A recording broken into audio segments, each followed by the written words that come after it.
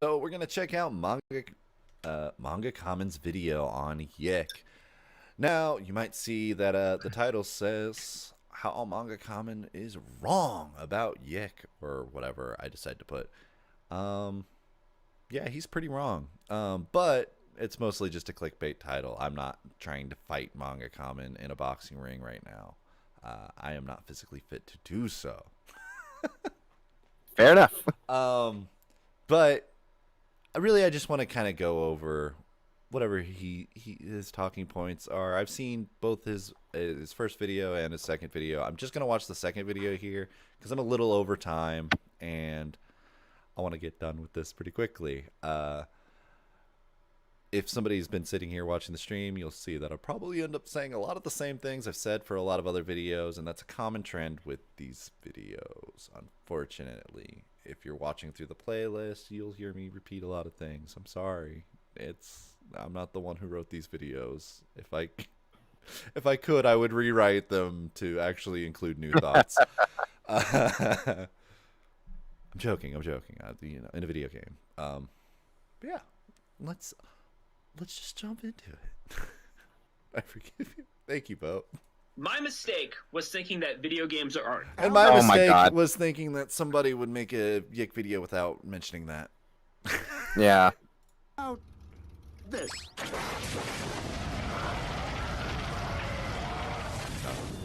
Creative commentary. Disclaimer, this video is a remake of an older video, mainly because there are people who will discount the fact that I used a furry character in my original video. You're totally not serious. You can't be that stupid, right? No, he might actually be that stupid.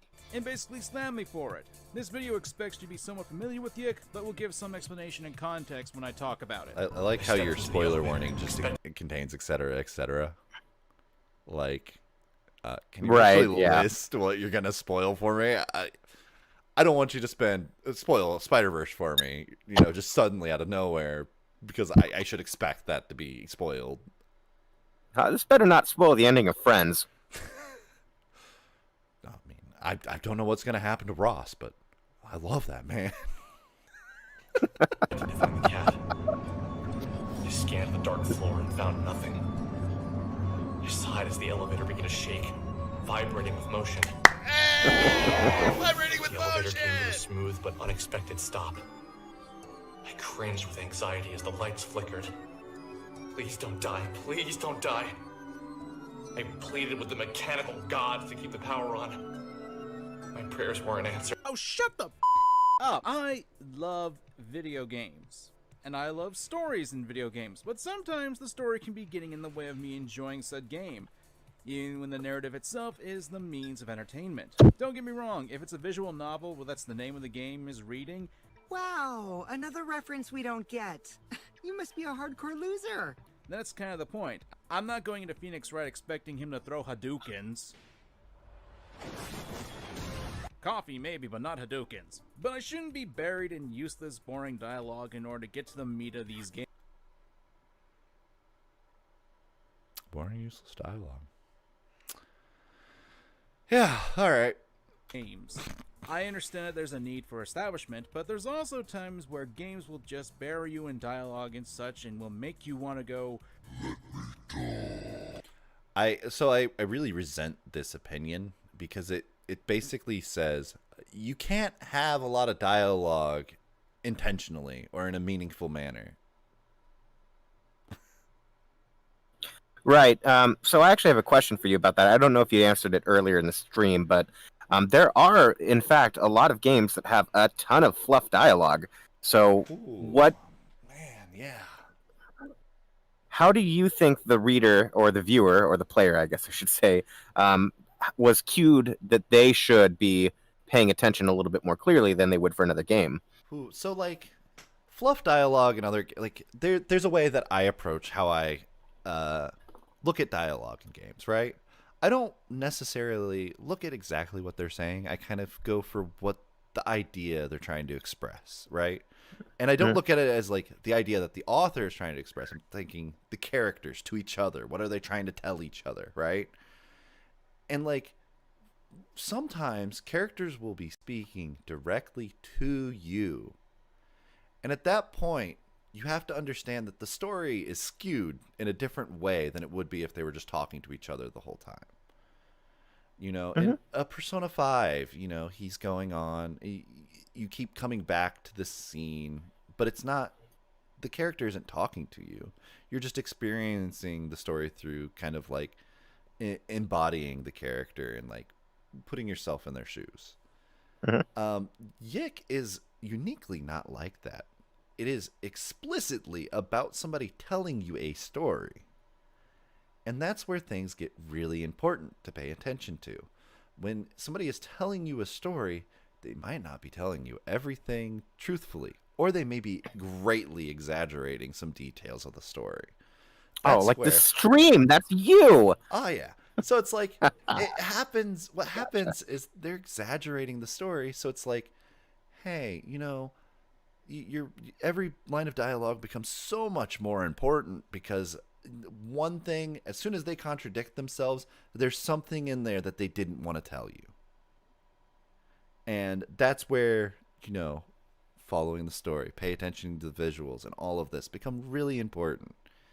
And while it might seem like fluff dialogue, any one-off dialogue can be way more important than you give it credit for if you just don't want to experience it, or you think that it's beneath you to experience it. That isn't to say there aren't ways to get around this, but I've seen a lot of games that have this bit of an issue of putting too much dialogue in their games. And that's where we come to the main theme of this video. Can you give me another example? YIIK. Seems like something No, boys apparently would not. like. Do you recognize the location from these photos? That's behind the old grocery store. Obviously, you've been there before. Interesting. Really interesting, considering that grocery store doesn't exist in this reality. What's your name, by the way? My name's Vela Wild. It's interesting to meet you. Yeah, we're wrapping I'm guessing you're a cameraman, and this is your sidekick, Ginger Boy? Usually I go by Alex. Only my mom is allowed to call me Ginger Boy. Man, he missed the best line in that whole exchange is when Michael goes, "Man, she really gets us. You really would be my sidekick." That's one of my favorite lines in the whole game. Just like, skip over it. No. Like, please. I've talked about this game once before in the past, and most people have gotten the idea that I don't think YIIK is a good game. And they'd be right. And as it turns out, YIIK is about to get a content overhaul. They're going to revamp the battle system, and they're going to add more bosses and a brand new character. Frankly, I don't think adding more characters is a good idea in this bloated mess, but hey, I'm gonna be optimistic here. And I figured I'd talk about the game one more time in a better sense and give some attention to some issues that I had that I didn't bring up in my original video. I do want to make a video talking about YIIK when he gets an update, but for now, I figure it's time that we talk about the original game as it is right now. And I'm putting that off by talking about Persona first. Ah, yeah, let's go. Starting off with... so, this is rough. Starting off with Persona 4 is really bad, in my opinion. What do you mean? Persona 4's opening is so dreadful. It is, and it's not even at fault of the narrative or anything like that. It's like, it's designed to kind of, because Persona 4 is a game specifically about character interactions, where the previous game wasn't, gameplay wise, the character interactions in 3 are more important than they are in 4. Hot take. But in 4, it's all about building up all these characters to be all, you know, you're supposed to like all of them. You're supposed to really understand every aspect of every single one of these characters, even more so than you do in Persona 5. And it takes so long because it's trying to set up every aspect of these characters for you to understand them and enjoy them and think of them as your friends.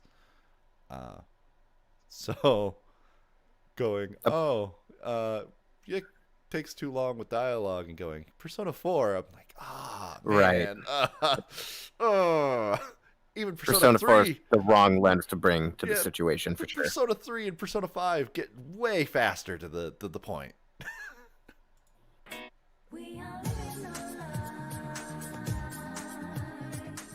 You know you've got a good video when you're critiquing a well-known popular game title from ages ago, and that game has pretty much allowed the Persona series to branch out from the Shin Megami Tensei series. Persona 4, it's a game that got me into Persona as well as the other Shin Megami Tensei games, but it isn't perfect, and what's something you can say about every game, I had to bring it up here.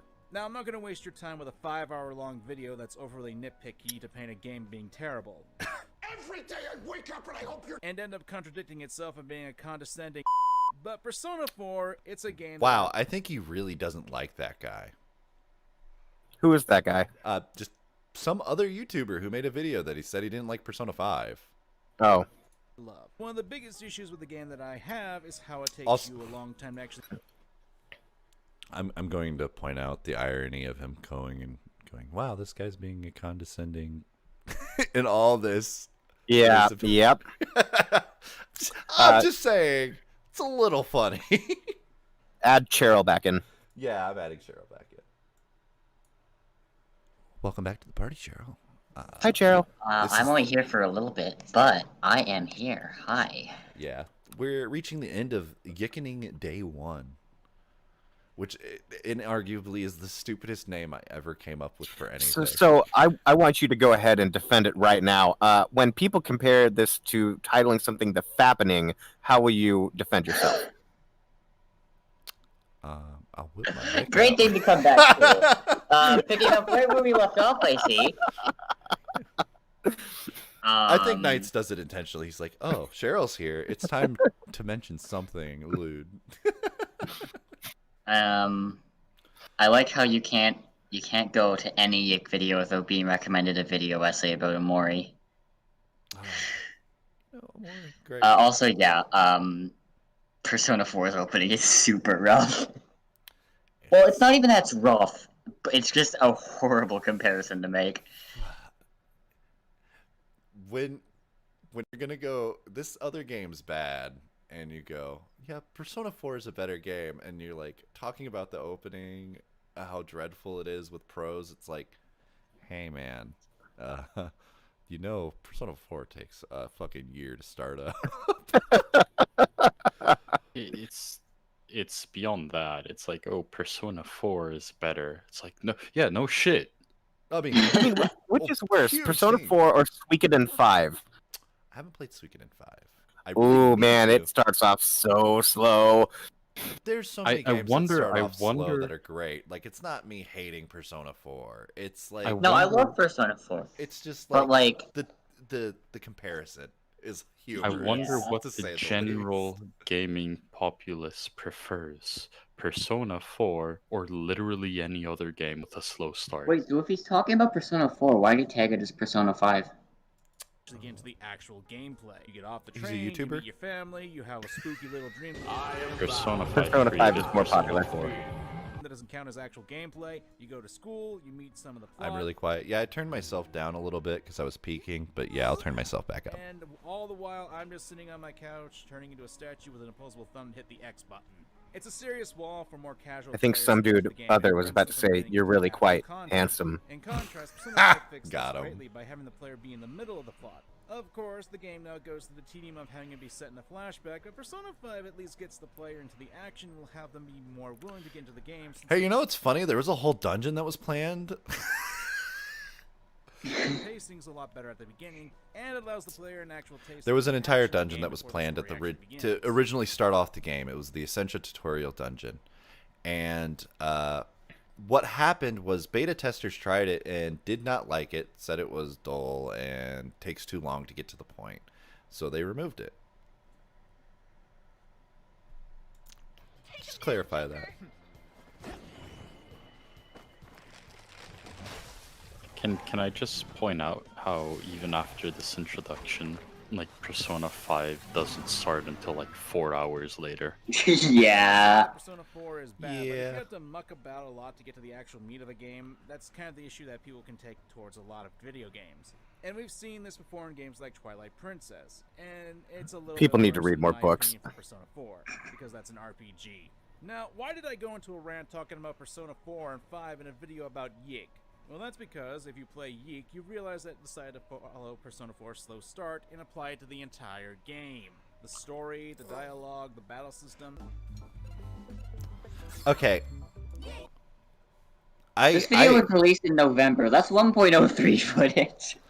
I 100% accept criticisms of the combat in the game. Like, I mean, it doesn't matter that I accept it, but I'm saying they're valid, right? Yeah. Except when people go, the combat's slow. And I'm like, what does that mean?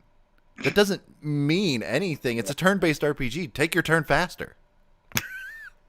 Well, no, I mean, like, the actual moves do take a little while to happen. I mean, it's a legitimate statement. They just didn't qualify it. Yeah, no, I'm saying even now people say that about the 2.5 update.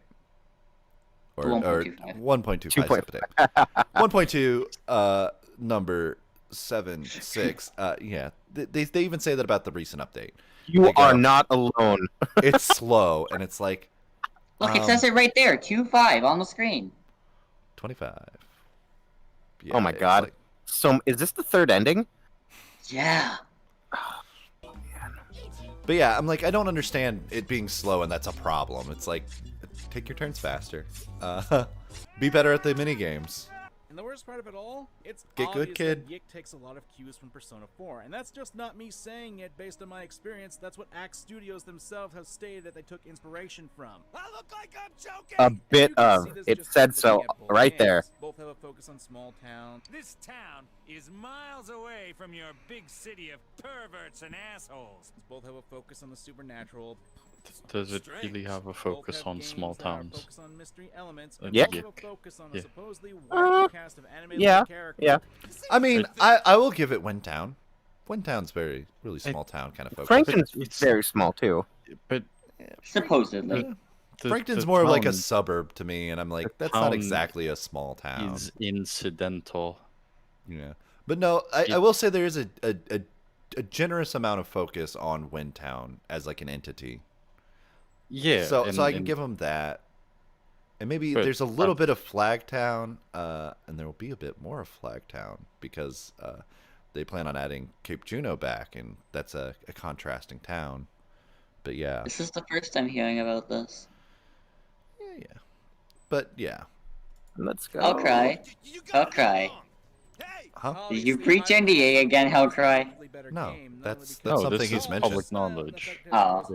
He's mentioned that Cape Juno's coming back. Most of the girls still has a better selection than YIIK with that lousy piece of crap. Why'd they cut to the best part of the game? Just kidding. So if you couldn't tell, I don't like YIIK, a postmodern RPG, because it's We a know. game that's ripe with problems. That's completely my fine. mind is rocked. I respect your opinion, but you can still be wrong about story details while having the opinion that the game's bad. Correct. There we go. Yep. And that's what we're going to explore here. To the characters, even some very off-putting controversies. Although I will say some of those controversies are kind of stupid, and they actually detract from the game in a much more meaningful manner than I would like. Base, do you know controversies are stupid? Let's skip him talking about the controversies. Am I right? Can I really? No, he starts talking about the writing. Because I prefer to judge a game based on what it is, and not what it's based on. But that's just me determining the quality of a game, since controversy can actively hide the flaws of a game. So let me get this out of the way. Yes, I am aware of the plagiarized quote. I am aware of the use of Lisa Liam's death in the game. Plagiarized quote, not plagiarized. In the game. Okay. It's not plagiarism. You don't know what that word means. You don't know anything about Elisa Lam, and it's not Elisa Lam. Iwata's grave, that doesn't matter. Do we really have to point to Murakami himself sharing YIIK? Hey, yeah, I mean, I could do that right now. Look at this. Here's a screenshot. Haruki Murakami sharing YIIK. He's aware of YIIK. If it was plagiarism and there was a legal issue, it would have been settled by now, and we wouldn't be talking about it. if it was plagiarism, we wouldn't be talking about it. We would know. We would all know. it wasn't plagiarism. You know, if I put this through a actual plagiarism checker, it would not even register on my fucking radar in terms of the amount of text that is in other works. It's hilarious. Yeah, it's a reference. So, It's called a reference. On top of that, there's a Murakami sharing the page, which I think on its own should like clear everything up. Yeah. But there are like hundreds of other examples of games doing this exact sort of Games, thing. movies, books, Game- TV shows, everything, every single literally Office everything. music. I've one of my favorite bands. They'll take a clip from a TV show and start their song with a clip from a TV show. So every mashup that Cheryl has ever made is direct plagiarism. Right. So it's people when this happens in games with games specifically. Okay, let's limit it to games specifically. People just take it as, oh, this is a nice literary allusion to something. Not if the game's bad. Not if it's logic. Yeah, so like from what I can remember, there's something very similar in Undertale. I haven't played that game in like 5 years probably, but from what I remember, there's like something very similar where like there's a passage that's like from a book or something, and people were just like, oh, that's nice illusion. But like when YIIK does it, like suddenly oh no, he plagiarized from the guy who shared his. He plagiarized from the guy who shared his page about the game that Yeah, no, it doesn't make sense. Yeah, It's stupid. it doesn't hold up to scrutiny at all. So stop talking about it, please. Yep. Moving forward. That means I am accepting them. To me, they only act as a smokescreen for the actual flaws of the game. And probably one of the worst parts of the game is the writing. I sighed as the elevator began to shake. There it is. There it is. One of the best ways to get people mad at your game is to waste their time. There's a difference between padding out a game and making it Okay, so I don't exactly understand this criticism of any game is going, it wastes our time. And it's like, look, I signed up to have an experience here. You know, I go, hey, I'm going to set aside some time to play this game. That time is spent on that game. You know what I mean? So what about mining for materials in Minecraft? That's kind of a waste of my time, right? I wonder. Do you want the if materials, Knights? I don't know, like, but when I play idle games, I have to spend a lot of time going through a gameplay loop to get anywhere. Is that a waste of my time? Do you want the thing, Knights? I don't know, but I think if it isn't like popularly horrible, I do want the thing. Oh, then it's not a waste of your time. Oh, okay, cool. Thank you. So I just have a question. Does Alex being extremely wordy and saying stupid shit like vibrating with motion, does that actually mean anything for the character, or is it just a script being bad poopy? Oh, it is a direct relation to the character because this is all his narrative. This is his narration.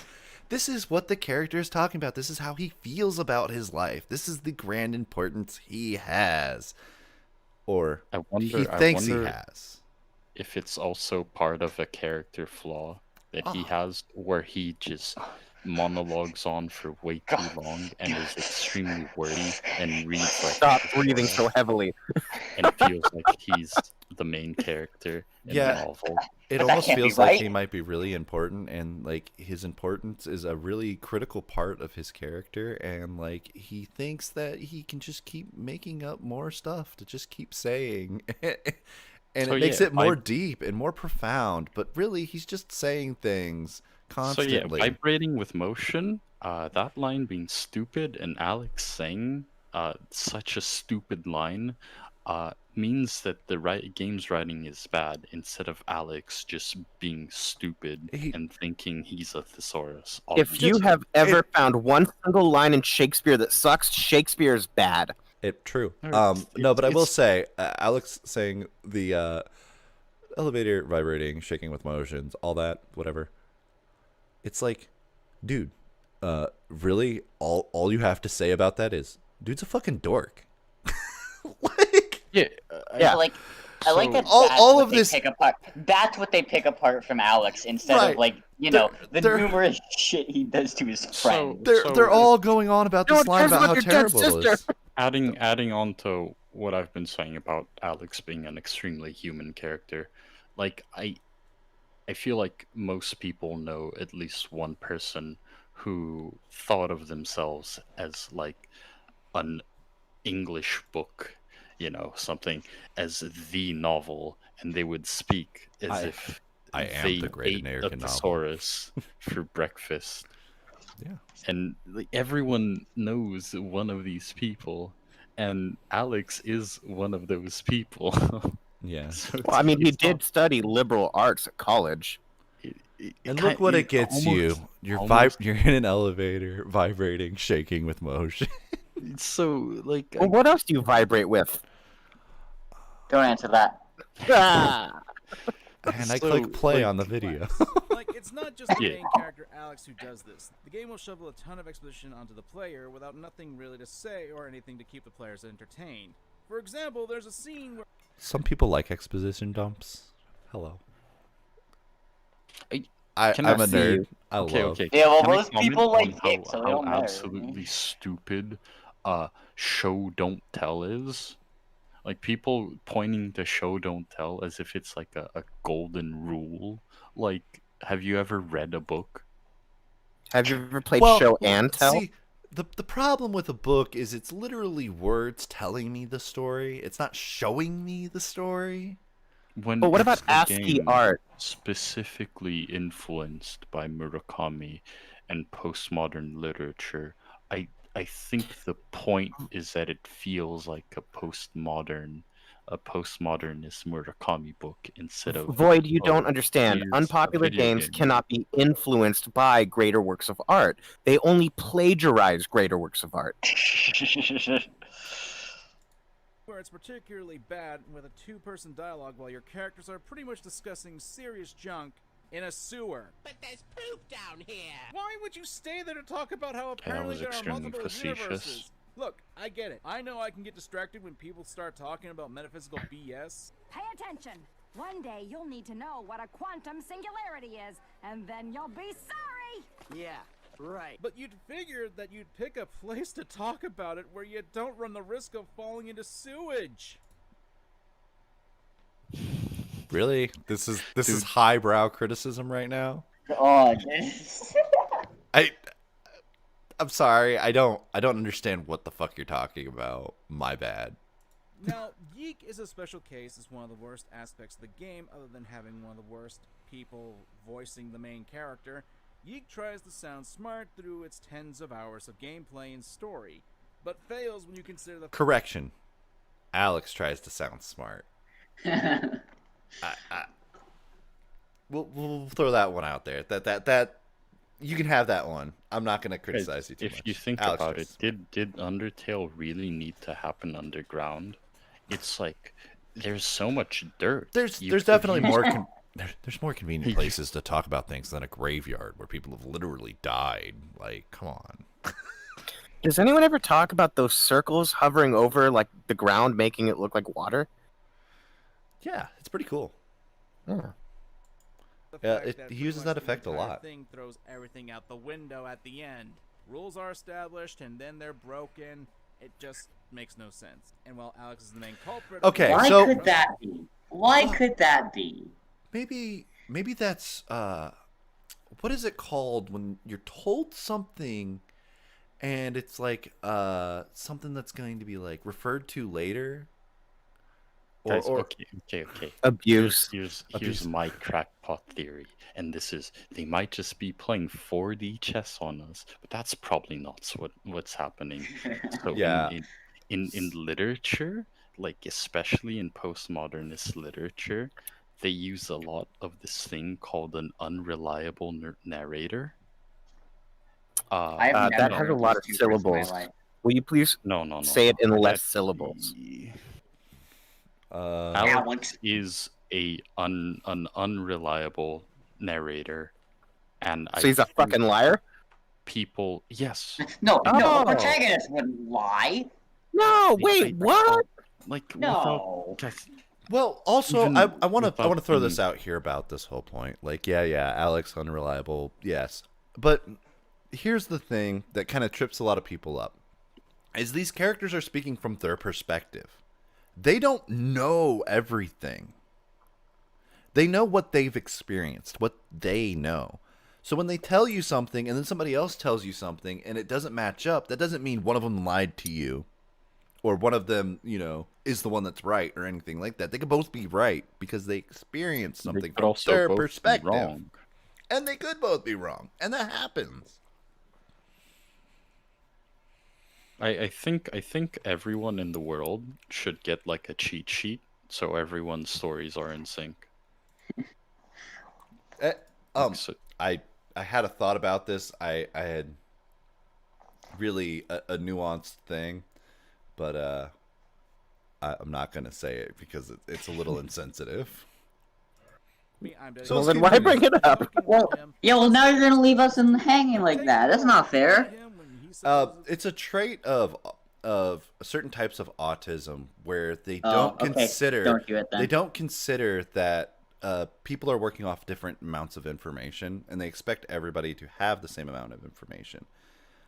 It's not everybody that's autistic has this, but it's something that happens. And So I actually have that problem, but I am definitely not autistic according to diagnostic criteria. I don't think it's necessary autism, but yeah, I have that problem. Yeah, I feel like people, even if they're the most neurotypical person like ever, a lot of people still apply this to fiction, like have this problem with fiction. I've seen a lot of people go, oh, why don't these two characters, why are they contradicting each other? Like, this doesn't make sense. So like, why isn't the story more cohesive? Instead of like considering that the characters themselves are contradicting each other, instead of it being a narrative flaw. Yeah. Has information about Sammy Park, a girl who went missing and is basically the key starting point of the entire game. Sounds good, right? When you first meet the guy, he takes you around his town and spouts off metaphysical BS and supposedly deep stuff. I have this theory. Wow, that's not loaded. And the nature of our universe. It has a lot to do with the temporal nature of our bodies. You can't tell me all of that is a coincidence. Okay, not a big deal, especially when you consider the time of the scene. It doesn't really add up to 7 minutes. But did we really need... The elemental composition of the human body can be looked at from the point of view of either mass composition or atomic composition. Why not? Why not? Hey, Full Metal Alchemist. I just want to like quickly for a second. I know we're being very facetious with the way we respond to this, but this is just because he is being extremely facetious. Like, especially, like, you could see that especially with like the sewer comments. Oh, did it need to be in a sewer where you could fall in poop? And then he played a funny poop video.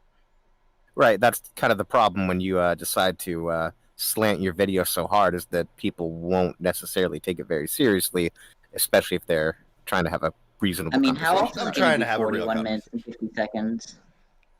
Facts. We are, but we can only be so serious and responding to a video where, like, what if they fall in poop? Yeah, facts. No, I agree. Most of the mass of the human body is oxygen, but most of the atoms in the human body are hydrogen atoms. Every day I wake up. This before we got to the sewer. Why do you think Rory was quoting something like that? It's because Alex doesn't understand it himself, so that's what he just projects onto Rory. Not to waste your player's time as well, especially with stuff that's completely pointless. However, if you were to ask me, the biggest offender in this game would have to be this mop pad. Tell me about this. Wait, someone hits Mark? A lot of people hate Mark. Oh, but wow. I was aware of this. It's a matter of like, okay, really, if you're gonna be really annoyed by Mark, I guess, sure, okay, that's fair. But yeah, some people have a really vitriolic view of Mark, and I'm like, he's okay. I mean, they're gonna have a vitriolic response to literally anything in the game. This requires some explanation, because while I'm sure most people who are watching this are familiar with YIIK know exactly where the hell I'm going with this point, because almost every sucker who's played this game can tell you that this is one of the biggest wastes of time this game gives you. I'm going to do it anyway, because I know there's going to be one jerk out there who's going to be complaining about this. Okay, so you're on a quest to find a record to play for an interdimensional being known as a soul survivor. As you do. Huh, that's a neat looking cover. I can't help but wonder where I've seen that red-haired guy before. Anyway, we go around the entire map, getting our party save for one character, and finally go to the top of a mountain after dealing with a long dungeon. And when we finally get to the guy who supposedly has the record... You, my dear boy, must listen to my greatest hit. Murder Run and Melancholia Reigns Unbroken. Oh, shut up! No joke, Mophead Mark here goes on to talk about a story about how his friend got indoctrinated into a water-drinking Pawnee scam in an attempt to stave off his immortality. So on top of having to go around searching for this damn record... I wonder if Alex has some form of ADHD or some sort of focus disorder. Outside this one point. The power of metal unites all! Ah! You see, heavy metal is the oral manifestation of all things good and powerful in the world. It contains the perfect positive energies to dispel hate, racism, sexism... Has MangaKamen ever spoken to, like, an old musician ever? No, yeah, I can confirm this is just how it is. That's how it is talking with Andrew sometimes. He just goes on, and you're like yeah, I mean, okay. But I mean about music specifically. Ever talking to, like, a musician, like, in general? Like, if they have stories, they will tell them. Or even somebody that's, like, really interested in music.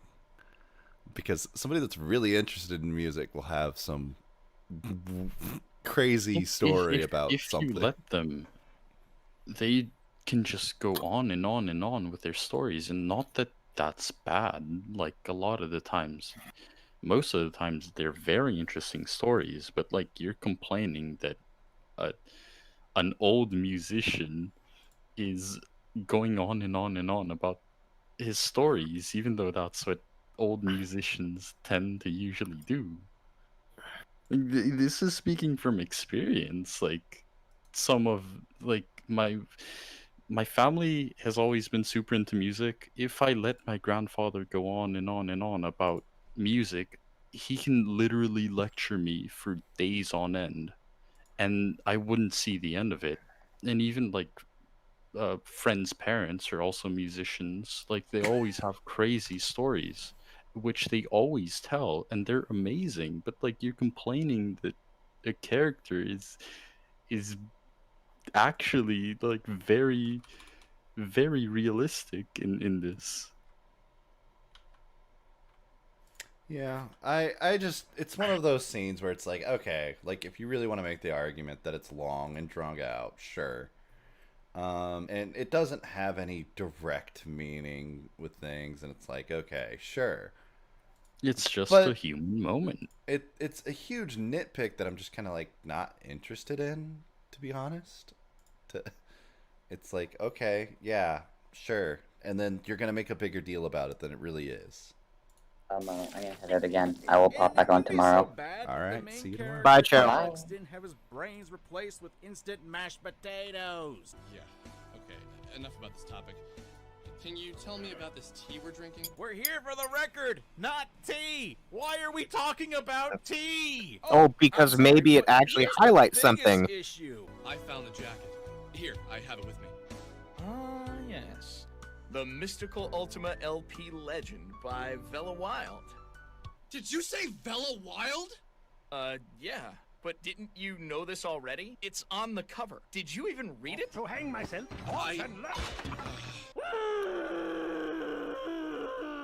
Look, I can understand God, that some this people is are true. just dumb, and that they can't notice tiny little details. But for crying out loud, this record jacket has Alex on it. Did no one question this? No, maybe you should question it. Come on. The record jacket since there's lines of dialogue that says this. Nobody questioned why they're on the record. Claudio! Oh, you're so Michael, close. Lori, why did no one look at this damn record? What the fuck? There's one more thing I need to talk about. Yeah. Do you mind telling me why? MangaKamen, can you please tell me why those people are on the record? Yeah. I'm really God, interested. that's so damn close. Why? Oh, I mean, you can ask why, but you can all have an answer. Self-aware Okay. wolves. Before I jump into gameplay, because if I keep doing this, I'm gonna go insane. And trust me, in the original draft of this script, I had jumped ship after that, but I need to talk about this because it talks about how the characters speak. I know that Alex is the poster boy of being the living hot air balloon, but some of what Sure. these other characters say can be really off-putting. Vela, aka the person who made the record, has a heart-to-heart with Alex, and we finally learn about her past in one of the weirdest ways possible. And you never saw him again? I did. It was May 22nd, 1998. 12:01. Okay, so this person has never lived in the suburbs before, but like late nights on a swing set talking about deep things. That's kind of basic. That's really normal. I did that a lot when I was a kid. That is teenager. Right, Not even as a teenager, kid. even 20 years old, I'd be like, yeah, we could just go hang out at this, Yeah, you know, it's on a great. nice summer's Well, night. you get old enough that it becomes so- weird if you're out on a swing set late at night. No. As a I dude, want anyway. to comment on this. So one of the biggest Especially when she heartbreaking things- especially when she's emotional and leaves the room and goes somewhere, you know, it's like, okay, a swing set's a nice place to sit. So It's one normal. of the saddest things that ever happened to my close friend group is the park we used to hang out in was like taken over by like super loud party people, and they throw like beer bottles and everything all around, and they always have like really loud music. So like we can't go to the park and swing at the swing sets at 2 a.m. anymore. And like it's just one of those things where like if you've experienced it, you're just like, oh yeah, this has happened to me before. Yeah. Like people do speak like this, people do speak at a swing set, people do have these experiences. Yeah. Just goofy. 1 p.m. A minute into the first concert I had put on since his disappearance. I had refused to do our music live or release A Distant Voice until I had seen him again. Like, I can appreciate the background to a character that Alex isn't pontificating about. But when you go into great detail like this, unless you're somehow planning someone's heart attack by writing them in the death note, who takes this much notice at the exact minute of when they It was an extremely traumatic experience for her. How she addresses her trauma is not up for you to decide. get their heart broken? Watch this, Lise. You can actually pinpoint the second when his heart rips in half. I wish they treated this video with the same lens of criticism as they treated Like, YIIK. the best way I can put it is that I can see the man behind the curtain. I know this was written by someone who is trying way too hard to come off as deep. That is magical thinking, and it is not good thinking. Is it Andrew? Wow. Or is it Alex that's trying to come off as deep? Yeah, I mean, Alex is definitely, but I'm Yeah. going to say, wow, MangaKamen, I didn't know you knew Andrew Allenson. Yeah. That's crazy. What the fuck do you mean?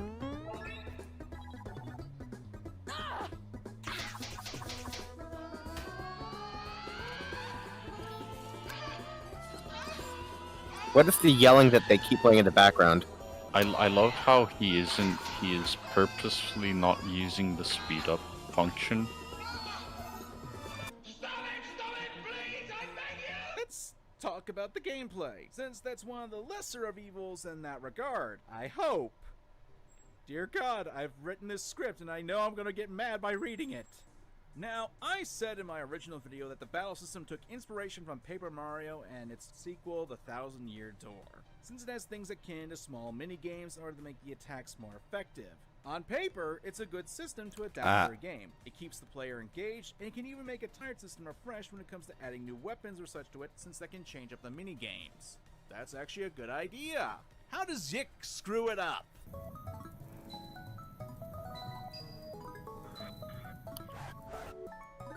It's all the same He has a shit. full bar of time energy. Okay, pause. He has a full bar of time energy. He's speeding in between the points. Like, And your point is the game's bad design. What are you talking about?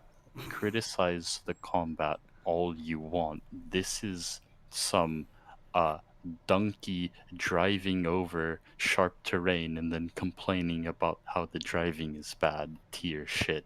A little bit. A little bit. It's a little. It's a little. Like, yeah, criticize the game all you want. Just don't purposely fuck things up. RPG with the dramatic camera angles. Think like traditional Final Fantasy 7 or 8.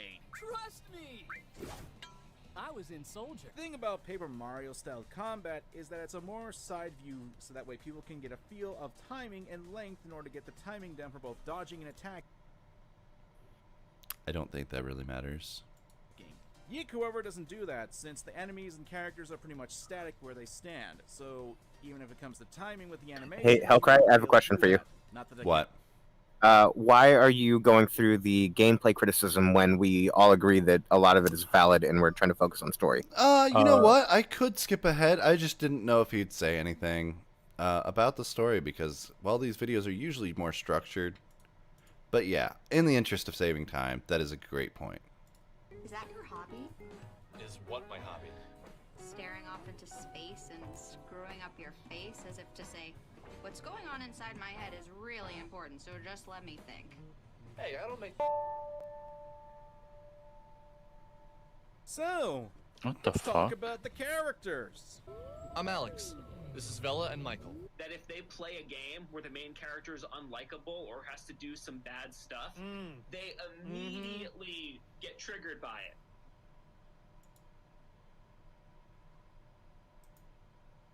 You boys take that stuff too seriously.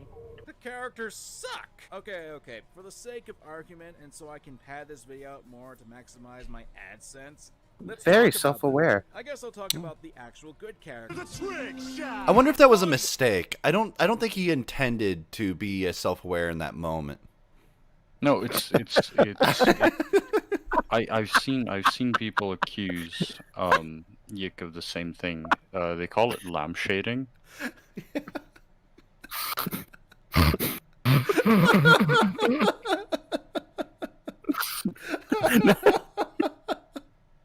I'm sorry, dude. You just asked for that, bro. This is perfect. Yo, Oh. look, if there's one star in this dark sky of a game, it's Claudio. He happens to be the only real character that I actually enjoyed seeing on the screen, and he was genuinely... Claudio's great. Yeah. Can't hate him for that. Just let me know when you're ready to start trading. Oh yeah! It's a shame he wasn't in a better game, or that his love of anime wasn't his most defining trait and made him out to be nothing more than a butt of jokes. Well, if you think that's his defining trait, then that's your deal, man. Yeah, I want to take a moment to talk about Claudio's love of anime and his obsession over it, because it's specifically how he ties into his relationship with his missing brother. Again, let's just take it at face value. Let's assume MangaKamen doesn't know anything about his missing brother and just like slept Even through though- that even entire though it's a part critical of the part of the story Even and though, yes, character. let's assume he slept through the entire Right. He part skipped through the where that- dialogue, you know. Yeah, naturally. What would it mean for a character to feel like a trope as in a story presented by Alex? Does it mean he doesn't understand his friends and views them as it can only explain them using very superficial Yeah, you know, tropes I and have traits? this friend. He's really into this. Well, what else does he do? Oh, he's just really into this. That's everything. He's just. Could it be He really Alex? likes YIIK. That's the whole that's his entire character. He doesn't do anything else. He just really likes Yiik. Yeah, even if you take it at face value and ignore everything surrounding why he's like this, there still are story implications as to why he would be presented in such a way, even if you ignore the story. Yeah. You see, man, that's where you're wrong. Mahou Shoujo Haru no Shimai is the quintessential human anime. Without this series, the art form would have never progressed. Hey, Claudio, wait up. So you're into shoujo anime? That's cool. Most guys aren't brave enough to walk around in a shirt like that. Also, you do know that's a girl shirt, right? Girl shirt? Oh man, that's messed up. This is no more a girl shirt than Mahou Shoujo Really Haru padding no out that Shimai time is there. A girl's anime. Hell, the game even gives you something more interesting. Than his Can character. can I just point Claudio out the Chandra. irony in a guy who made a 42-minute video on an indie game, bashing on it, calling anyone else a nerd? Yeah, it's pretty funny. It's pretty funny. Like, Character I'll talk about in yeah. a few moments. Lost their brother ages ago, having disappeared into the ether when he was going up to see his friend's house. You know, I had a dream last Oh, night. he saw that scene. In my dream, I saw my brother. But my brother was you. Cute little kid grew up to be an ugly ginger like yourself. That's not Claudio and Chandra's brother. And I will elaborate. In the scene on the mountain where they just, kind of tell the history of them and their brother going missing, his name is Aaron. What is the name of this kid? Alexander.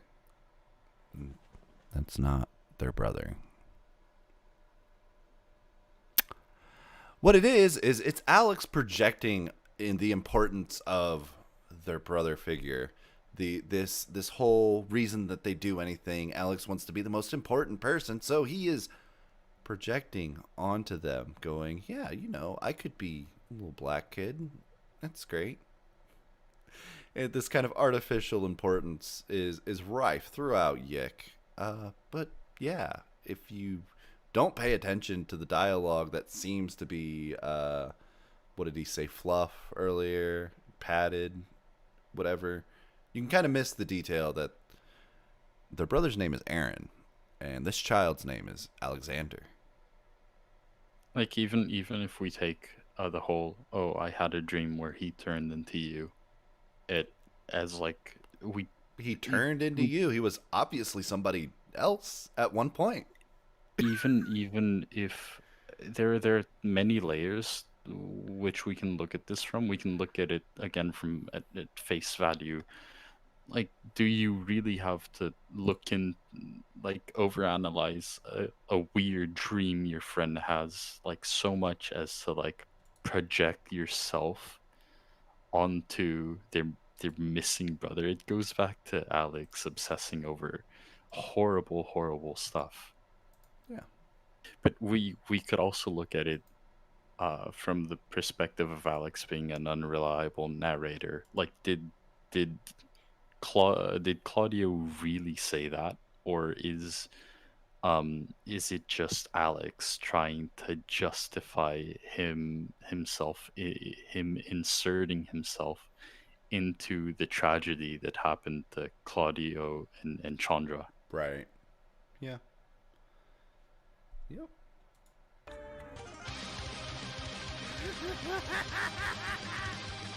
He became obsessed with these sorts of cases in order to find his brother. Until that goes poof. Hey, don't go! I'm coming, wait for me! Since I've I mentioned wonder her, if this Chandra means is something. Claudio's brother. He's a dumbass. And that's it. She doesn't have a character. Legit, the only thing about her character that is actually memorable, and we get this at the very beginning when we meet her, before she fades into the background, is... I'm sure if Erin had been a beautiful white woman... Wait, what was that name again right there? What was I just saying? And he edited this video? He edited this video, and that was right there the whole time? I wonder if Claudia saying this has any implications on other parts of the story, such as Alex himself caring that a beautiful woman had vanished. I'm sorry, I can't take this video seriously. Everyone would have had a candlelight vigil and a moment of silence. But that's just not how these things work. And while it isn't particularly great characterization, it's probably a little stereotypical too. Wait, can anyone pick a lock here? Oh, about this scene, Andrew said that one of his friends had said this as a joke once. And then he was like, yo, that was funny. Can I throw that in the game? And it's nothing more or nothing less than that. Yo, wouldn't it be hilarious if I could, out of this ragtag band of misfit friends, the black guy could pick the lock? Hey, Lee, you know how to pick a lock. Oh, right? yeah. No, why would you say that? And don't I don't pretend know. you didn't think You're it. Urban? So to answer your racist ass question, I cannot pick a lock. Well, you're, urban? Oh, you are not saying what I think you're saying. Jeez. Well, at least not a car lock. I went through a Sherlock Holmes phase and learned to pick basic locks.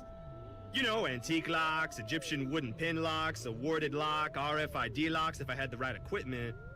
But definitely not a car lock.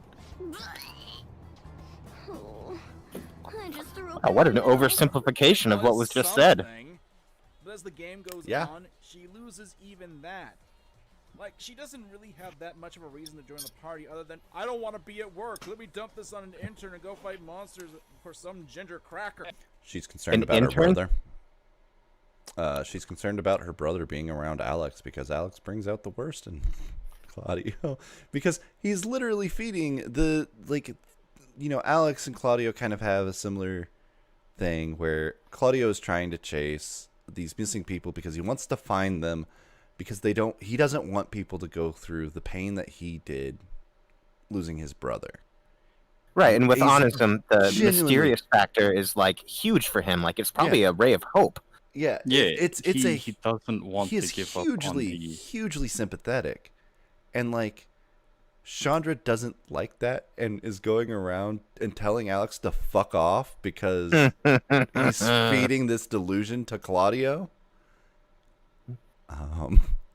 I love Chandra. Maybe Chandra has more of a character. Speaking of dumping things onto interns because you want to fight monsters, I wonder if that's what he did with the game. He dumped playing the game onto an intern. Because that's what it feels like. I mean, he probably played it. He just didn't understand it. It's not even didn't understand it. You have to actively ignore stuff to get. You have to be facetious to get to this level of poopy sewers.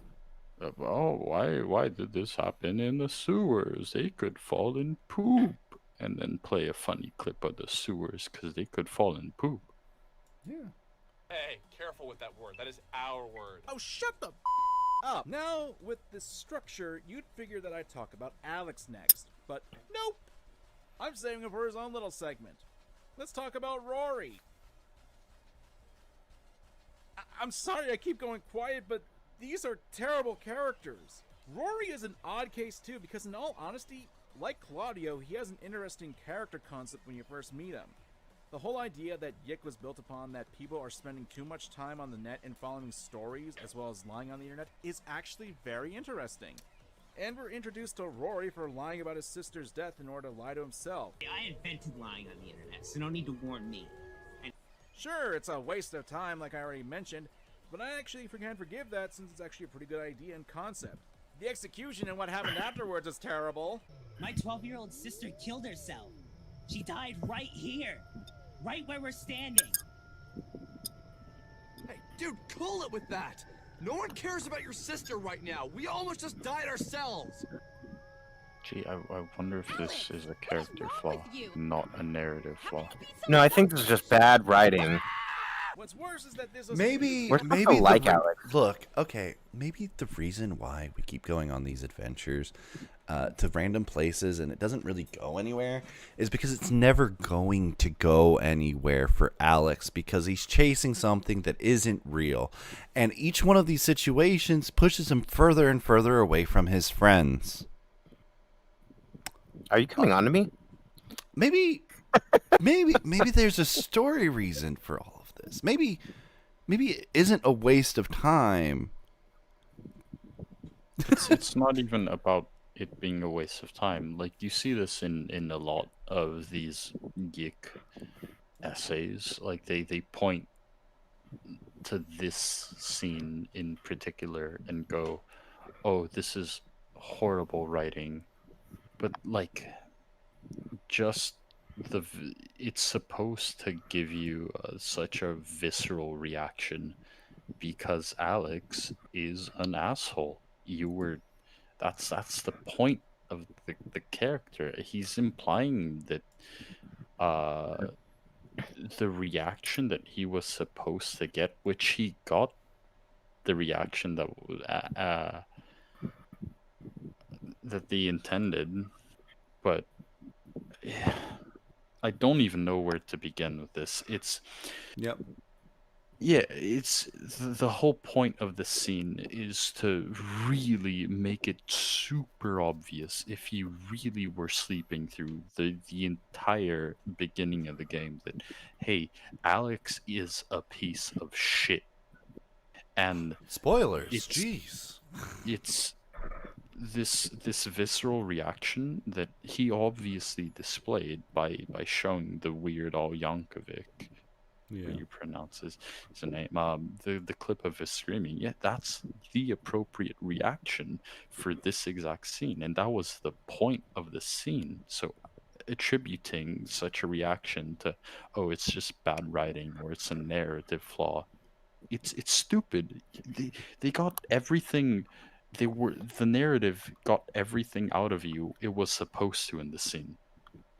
Well, I mean, there's a flaw, I think, in terms of the transition that they made. But I've said that before. It's not that big of a deal.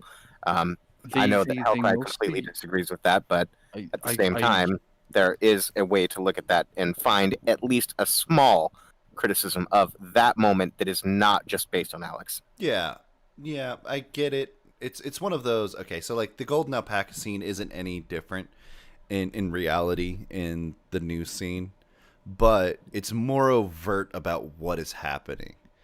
The Golden Alpaca scene happens because Alex wants justification for how he treats Rory, and what's a better way than some fucking interdimensional monster popping up saying, "Fuck you, I don't care about your sister.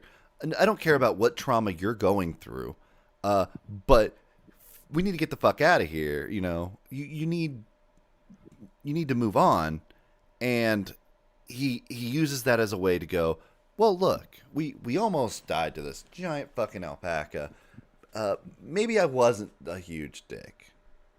Yeah. So, but really, again, this is gonna be a nice little ending bow to the whole sewer thing.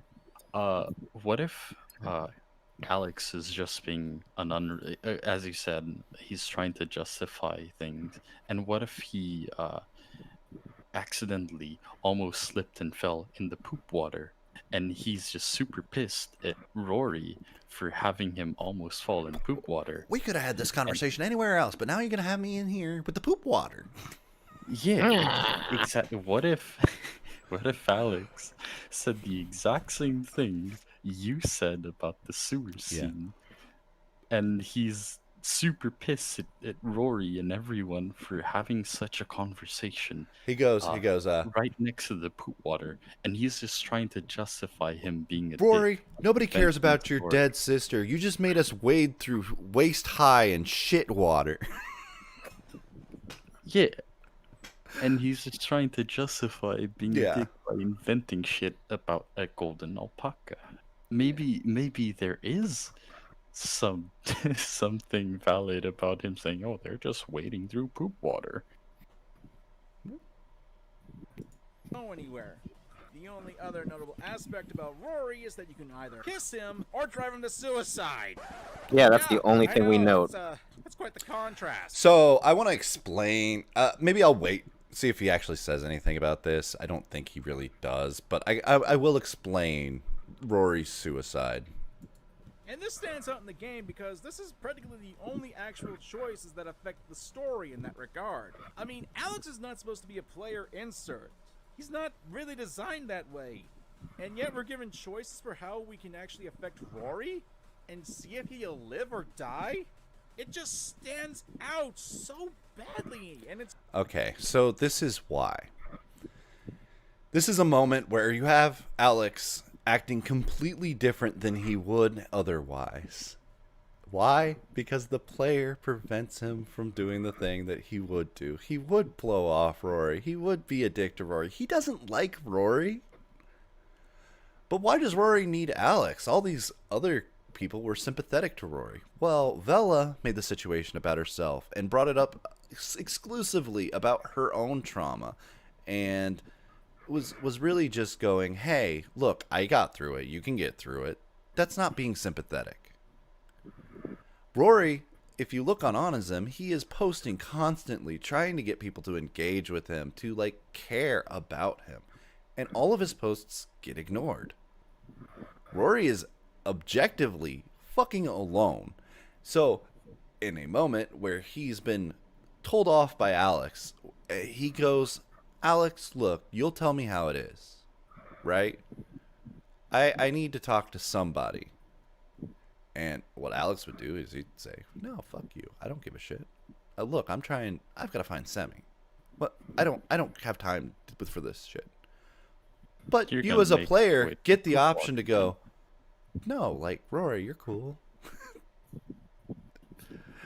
And it's ridiculous that everybody tries to frame this as like some weird option, but it makes sense when you consider it within the narrative and like who the character is and what he's struggling with. It's incredibly nuanced, but why aren't we seeing it? Why are you missing it?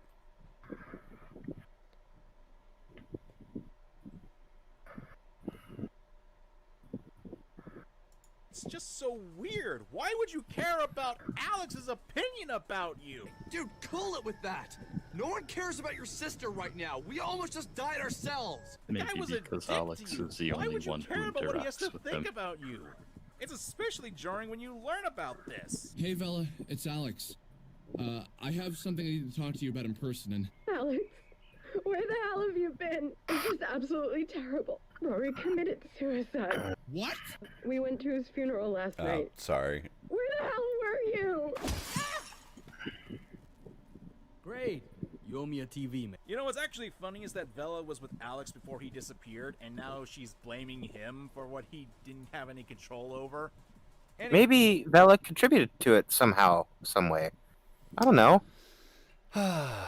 I don't have the patience to really go over this Essentia scene with him, but hey, Alex is the only one that sees the Essentia. Everybody else is standing right in front of it and says basically, what's in there? What do you see? And Alex is like, oh, it's beautiful. And then he disappears. Like, there is something that happens in that scene that we are not told. We're not shown either. But what we're shown is what happens after the scene, where everybody is not talking to Alex, and everybody has like completely different personalities or has undergone significant character growth. And it's like Without Alex. Without Alex, right? It's like you're wanting show don't tell, but you're shown the thing. But you don't understand the thing when you're shown the thing. I think he wants the game to go, so in between every chapter, there's like a summary, and then the game goes hint, hint, wink, wink towards everything that's happening. Maybe. Hey, Hellcry, when are you planning on going over Rory's suicide and how you have to actually initiate it on purpose? Yeah, that's the thing. I don't know how Jack Saint came across it on accident, but you really kind of have to do it on purpose. It is spelled out for you almost every single instance. The game doesn't want you to doesn't want you to let Rory kill himself. Make sure you remember to go pick up Rory. Remember to go pick up Rory. Hey, don't forget Rory all the time. And it to me, that shows like a sign of grief that Alex has, where he's like, I feel so, emotionally weighted for what I did and not reaching out to him. Do it. Just do it. Just do it. Just do it. Do it. Do it. Do the thing. Do the thing. Do the thing. Do the thing. And hear me out. Hear me out. Rory actually, like, in what really happened, Rory actually committed suicide, okay? And I know this is wild and crackpot, but the choices we can make in the narrative is Alex trying to shift the blame onto us instead of himself. A little bit of wish fulfillment as well, Oh, Yeah, I what managed if- to do it. I managed to Yeah, save my managed friend. to save my friend. Yeah. What if It's one of it's- those, it's- I can understand people that kind of reject that narrative because it makes it really, it makes it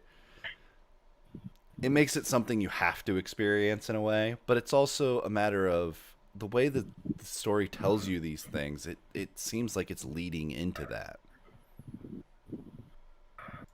What if this is one of the very few moments we can actually see Alex having some sort of regret and personal, like, even if he's shifting the guilt onto you, he recognizes it. Oh, I should have done this.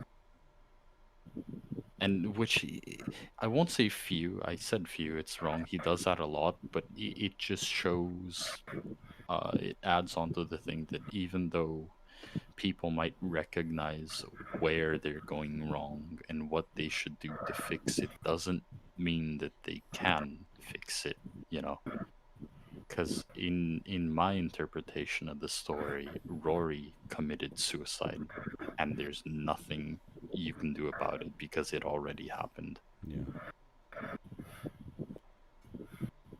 Yeah. Anyway, back to Rory. He basically has no reason to join the party, especially after Alex blows up on him. So, I don't know what the hell's keeping him around. These are the only people that have acknowledged his existence. Cool. Well, hey, this is the first time I'm not being quiet after I say a character's name. That's cool. Well, he wasn't I actually wonder, hold on, interesting, pause for a but he second. served a- I wonder if Rory's character being so weird and feels like he's just pieced together is because that's actually what's happening, and he's dead, and Alex is just inserting his projection of Rory onto the story.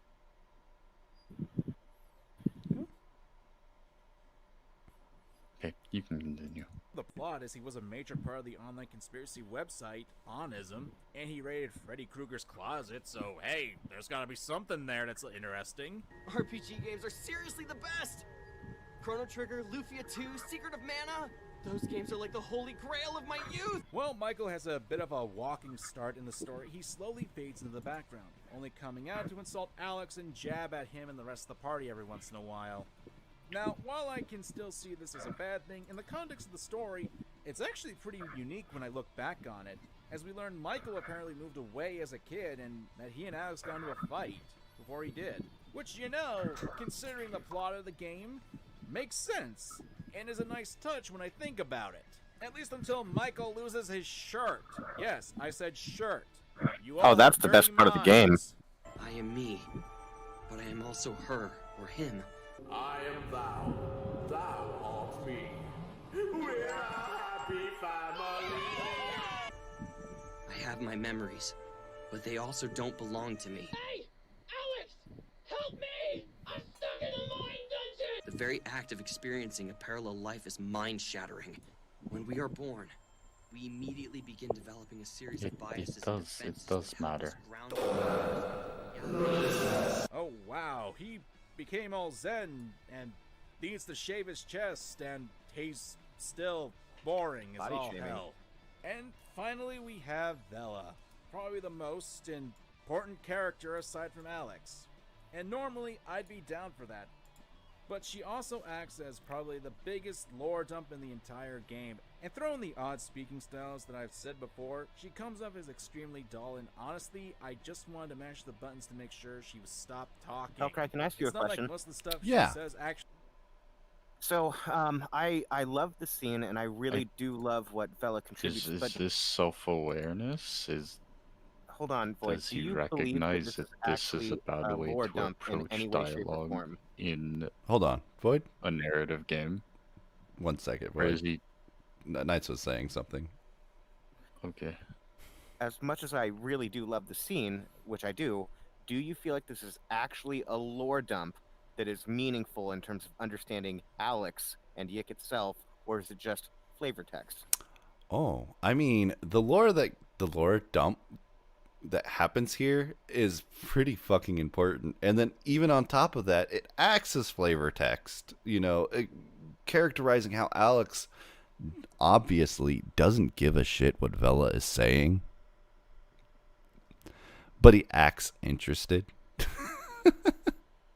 Like, it is everything. Everything in YIIK is everything. But yeah, it is, she's telling you the mechanics of how this work, not because they're objective truths, but because it's the truth that she's found, right? And it's like, well, later, when you find other things that may contradict this, you're supposed to go, well, which of these, what's going on here? What's going on underneath these things?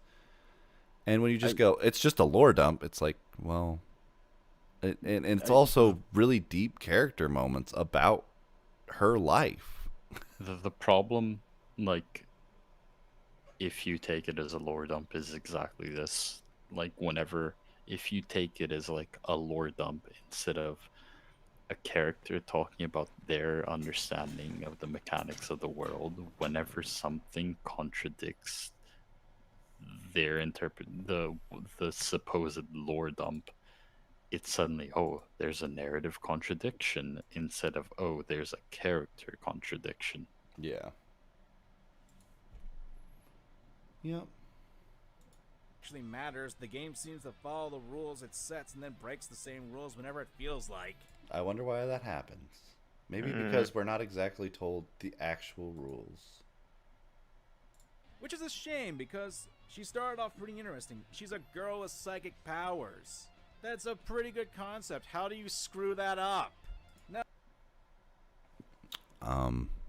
By not understanding when the character is telling you like deep, meaningful part of their story. I'm No, this is all fluff text, remember. Oh yeah, lore dump.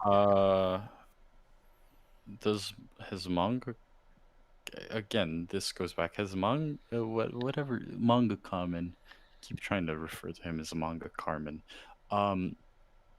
Does he have any close friends? Oh, I mean, I'm sure Boyd, you just can't ask the man if he has friends. No, like, this is a genuine question. Does he have close friends? Has he ever just sat down and talked real shit with a close friend? Yeah, but he wouldn't put that in a video game. Like, why would you do that? Maybe he considers that type of conversation fluff text. Yeah. Sorry, Pam. Right now you're Wouldn't that speaking in be fluff Alex's- text, and I'm not interested. Wouldn't that be Alex's reaction? Isn't that kind of the whole point of Alex? Are as you a trying to critique? say that my man MangaKamen is acting like an Alex? He's looking at people pouring their heart out. It's just flavor text and lore dumps. I wonder if when a friend like comes to him and pours their heart out, he's just like, excuse me, show, don't tell. I do not want this lore dump. Okay. Okay. That's usually what I tell my friends when they're starting to be like really introspective and deep with me. That's exactly how I feel like I need to talk to Robin, maker of things, at every single point of our conversations. I mean, that and a mom reference, but you know, God bless his heart. Now, looking individually, each of the characters tend to be as shallow as a puddle most of the time, but sometimes Yet you still spent the past however long just talking about them. About 10 minutes. you can have a dull cast yet be driven on their interactions between the group, basically seeing friction and cohesion. I think he's confusing the idea that he has to like these characters and be engaged with them and like want to see them succeed in any way as depth. That's fair. I think that's where the disconnect he's having is. Get that here. I don't know, it just comes off as totally artificial, like really isn't a dynamic amongst the characters. With the exception of arguing with Alex, most of these characters don't really show any interactions, save for a few times. Why? Go Why? home, Why do you think that? Wash What off happened? your eyeliner, apologize to your parents, and go back to being normal kids. Wow, Vela. Sounds like you're speaking from experience. I love Michael. He is so based. But just a handful of these interactions don't really make me care for these characters as a group, and at the end of the day, they all just Andrew, die. to the right literally, that is of that what scene? happens in the game. Huh? They die. Meaning whatever arcs they got just I wasn't end, paying we get no attention. closure. Oh, the Like, I art suppose, looked like, vaguely whatever, like Andrew, literal- and I got a kick out of it. But just a handful of these interactions don't really make me care for these characters as a group, and at the end of the day, they all just die. No, literally, that is what happens in the game. Is it? They die. Meaning Is it whatever arcs they literally? got just end, and we get no Which one? closure. Where? Like, I suppose I could Do we like these not? characters, but they just don't seem to gel with me. They don't stand out. Their designs don't really speak to me. Again, I feel like I'm seeing people who are working together because the writer wants to be that way, especially when you consider that whenever Alex screws up to the group, Because almost Alex immediately wants forgives to his be stupidity without any right. other conflict. Especially when you consider Alex. I Oh, picture man. what it would be like to be the owner. I imagine describing him to a friend. Lonely? Nah, I don't get too lonely. Besides my mom, there's only a cat. An old cat. But a good friend to talk to. I think the biggest issue. Besides my mom, there's only a cat. I Besides my wonder mom, if- there's only a cat. I wonder if that plays into Besides anything my mom, else. there's only a cat. What about the sister, though? Besides my mom, there's only a cat. issue people had with YIIK, and I myself need to admit I too have issues with it, is the main character, Alex. I want to make a game about a guy who's like a piece of shit, unlikable character who by the end of the game has to transform. Well, mission accomplished. But too many gamers, when they look at this, when they play a game, they're so used to having to identify with the character. That if I they do play a appreciate the game South where the Park main reference characters here. are I can't believe he unlikable, plagiarized or South some Park. bad stuff, they No, it's immediately Canada. get It's triggered plagiarized in by it. And Canada. that's the Oh, point yeah, of yeah. Alex. He's not meant to be likable, which is fine. Hold on, I need to ask Andrew if he's Canadian. That might be Like quite a racist. few games where the main characters I are think he has a unlikable or Polish just plain ancestry? jackasses or It's vaguely ethnic. undesirable. Cloud Strife, You owe me a pizza. Brad Armstrong, and a number of characters from the Disgaea series, and many more. These characters, while doing Cloud Strife, flawed character, kind of a dick. Sure, but he's not a piece of shit. He's also got the cool big sword which goes the // and he has the Omni stash and he's cool just like me. Yeah, the Disgaea characters, they're literally just villains. Like, they're comical villains. What do you mean they're pieces of shit? They're written to be the characters that they are, you know? doing deplorable things or being unlikable, have something that Alex doesn't, and that's entertainment and actual growth. Alex throughout the game, we're given many times where we see him berate himself. Actual growth. We're lacking actual growth, right? Maybe that's the point.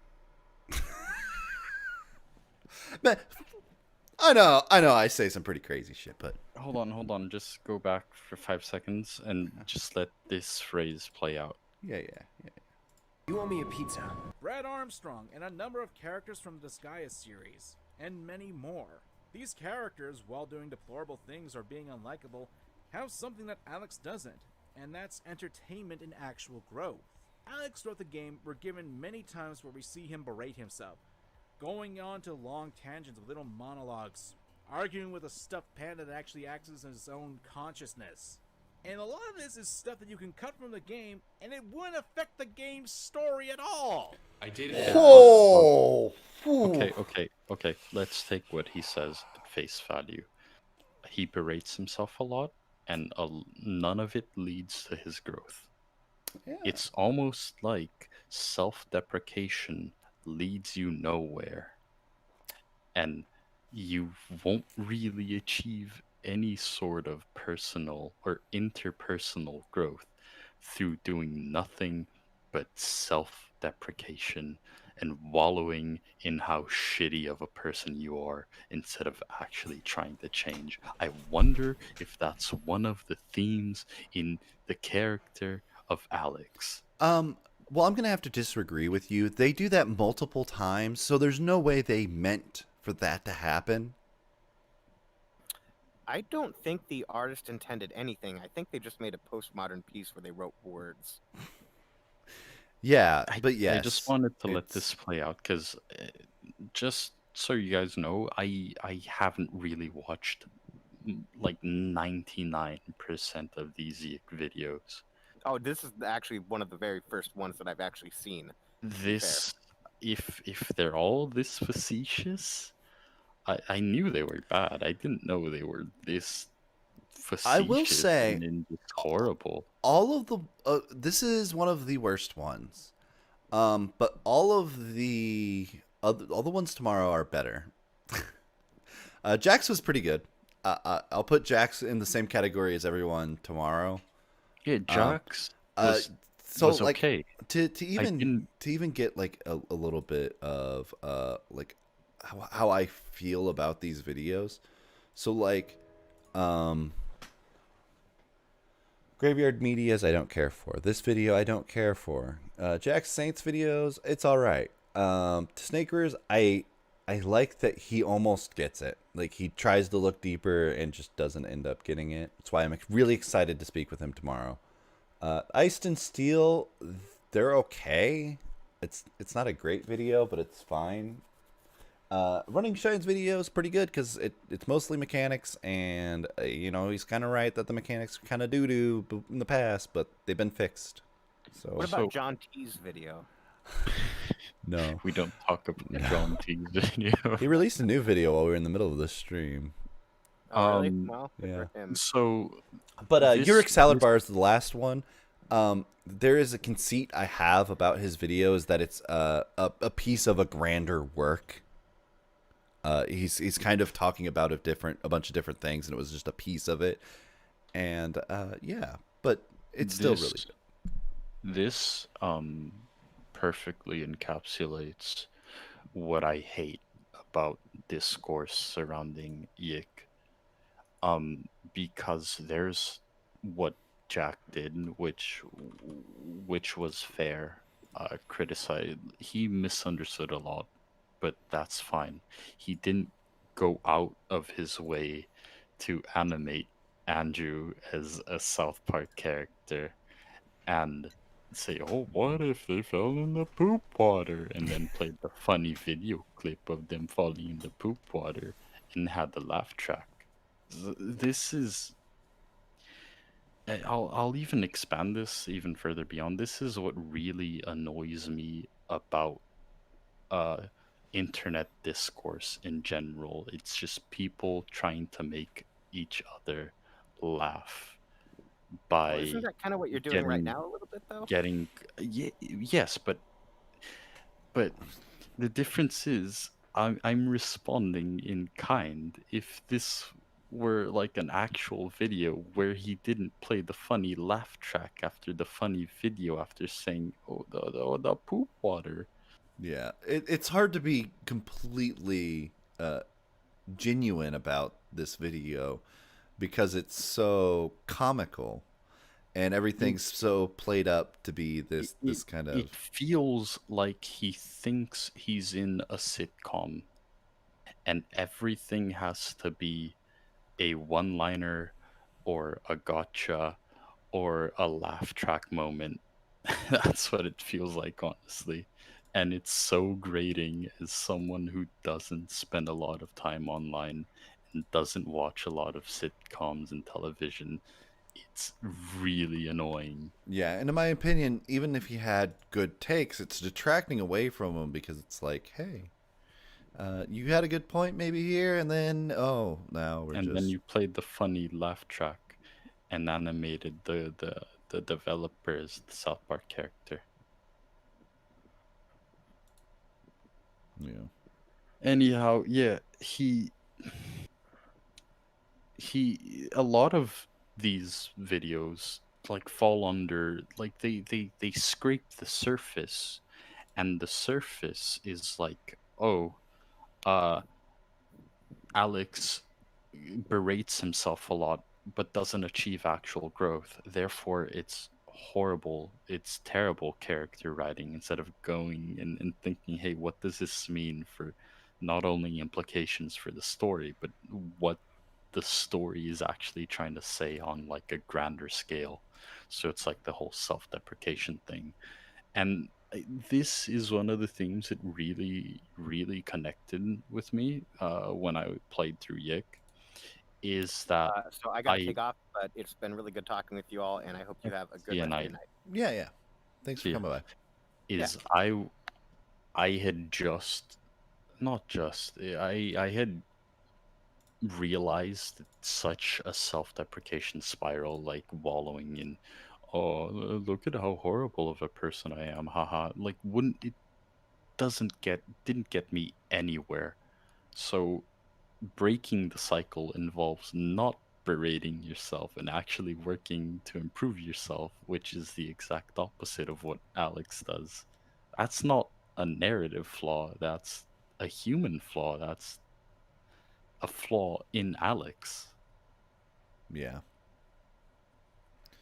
Yep, we're almost done with this video. Let's see if we Girl can in wrap it college up who was real a women quick. and gender studies major. She told me that she believed men and women were all the same. There is nothing wrong with having a little bit of dialogue like this in your game. Heck, shooting the breeze is a good window into allowing people to see your characters in a more relaxed environment. Reading your characters' thoughts allows your people to get into the minds of these characters. But when your game is suffocating with this, and it's mostly coming from the main character, it's not going to want to get players to keep invested. The thing about terrible characters that can make them engaging is wanting to have the audience eventually rooting for them. Either to see them grow to become better, or they have a goal that we, the audience, can relate to. Brad Armstrong from Lisa the Remember Painful how I does said have a noble everyone goal points to Lisa? save his adopted... Yeah, so like Brad Armstrong has pure intentions. Like, he's a fucking piece of shit, sure. No, like, and he I does like- things that are wrong, yes. And he does things that are bad, and he knows they're bad. But he wants the good thing to happen.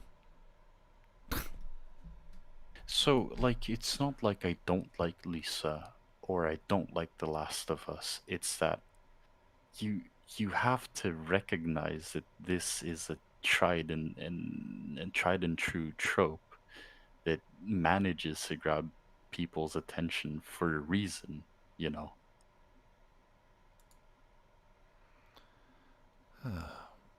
daughter, Buddy. Yeah. Sure, he does terrible things, but he has a good goal. At first, it's something to look the player in and keep you going along with the character as long as he does terrible things. Alex does start off with something like that, trying to find Sammy Park, but that goal is slowly pushed into the background and only brought up at the end of the game. Are you starting Almost to notice as a if theme here? it's irrelevant. Now, I don't like Alex. Mhm. And while they may have been designed that way, I'm only human, and unfortunately, Alex doesn't grow on me as a character. We're told He's he not does, but we don't supposed to. see that growth. And even when he tries to stop the world from ending by ending the two Sid Vicious knockoffs, he doesn't take responsibility. He puts that on you, the player. I wonder why.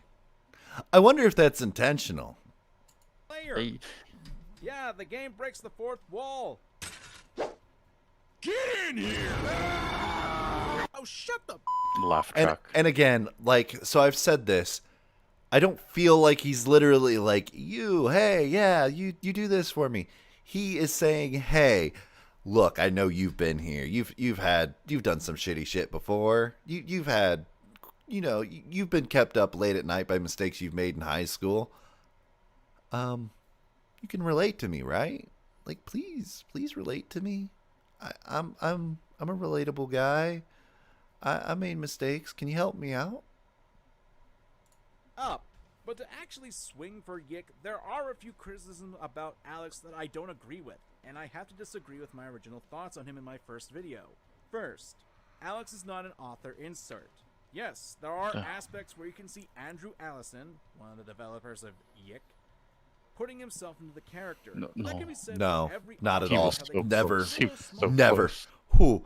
Never can see Andrew putting himself into Alex's character. Andrew fucking hates Alex. So let me rephrase what he said. So Alex is not an author insert except when he is. That's what he said. He's not ever an author insert. He never Except is. when he is. He is the author of his life, but he is not an insert for the author. Yeah, I'm just saying MangaKamen basically said he's not an author insert, but he is. I'm just saying he's All fucking fit themselves wrong. in their characters. Most people will see this image and think that this is Andrew, but it's not. This is Andrew. Don't get me wrong, I stand by my criticism of Alex and YIIK as a whole. That doesn't mean I appreciate the misinformation attributed to the game. The second issue is that, and I'm ashamed for myself for having done this myself in my original video, is that the game doesn't really forgive Alex for his horrible actions. At least not in the same regard as I initially postulated last year in my video. Yes, I think the party forgiving Alex is a bit too quick for my liking. It's not. However, It doesn't matter, dude. Like, look, they forgive him. You have friends who fuck up, and then you go, hey man, it's cool, just don't do it again. The difference is Alex is the guy that does it again. penultimate message of the game is that through his selfish actions, Alex got his friends killed and he's left alone. It's probably the Did he biggest really slap get in the them face killed? to a character like him can get. As a side note, remember when I brought up that Rory scene way back when this video started? Hey, dude, cool it with that! No one cares about your sister right now. We almost just died ourselves. Alex, what is wrong with you?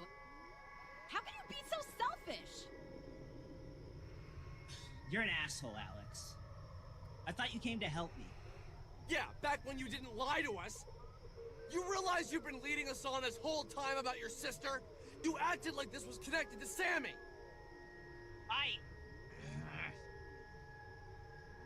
Both of you, try and calm down. Alex, leave Rory alone. That's uncalled for. And Rory, breathe with me. In, out. It's just like Celeste. Just like that. Yeah, I actually Uh-huh. stand by Alex in this regard. Cause let's think about this. Someone who went missing right before your eyes, and some emo git who messed up his dye job dangles some information that's might related to her. He drags you all around his town. Damn, it's like you almost found Alex relatable. I'm going to have a fucking stroke, I swear. So it's like he makes this point, and it contradicts like everything he said before. I'm so fucking confused, right? Let's keep going. We are forced to fight a life and death situation With against poo a water. golden alpaca, and you almost die, and you find out it was a lie. Would you go? Oh, don't worry, chap. We'll try this again later. No! You'd be pissed off. So I actually agree with Alex with this point that Rory did lie to them and almost cost everyone I'm their going lives. to have a fucking stroke, I swear. Yeah, why are you being such a dick, Alex? Seriously, man, keep it together. I know you got scared because we almost died down there, but can't you see that Rory is hurt? His sister freaking killed herself. I don't get you, dude. You know full well that you're overreacting, but you just won't back down. Will it kill you to say you're sorry? Seriously? Probably. Say you're sorry. Obviously, this movie has its head up its own anus. The only problem is that the game shames me and him for it. Not for long enough, though, because the characters instantly forgive Alex and becomes a fart in the distance. But Alex isn't a bad character. Hey, isn't there a whole chapter called "Everyone Hate"? And like, the chapter starts with a song called "Everyone Hates You," and then the chapter is called what is it? Apology Tour. They don't. Wait, didn't that also take weeks after Alex pulled this shit? I think this man failed the context vibe check. It's not even he failed the context vibe check. He just. I don't even know what's going on in his head, honestly. He goes, "Oh, and I agree with Alex here."